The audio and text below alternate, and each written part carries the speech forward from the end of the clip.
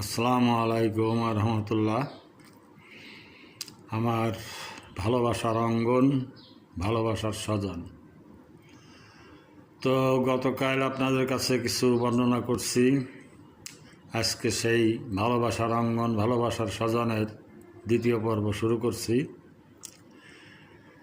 তো কথা কিন্তু অতিরিক্ত না বা অতিরঞ্জিত না, আপনাদের নিয়েই আমার এখন জগৎ।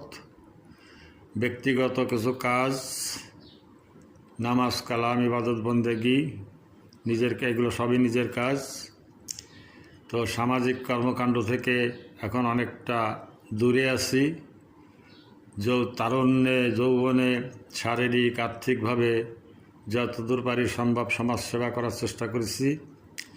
তারপর সেই ক্ষমতা যখন সীমিত হয়ে আসলো,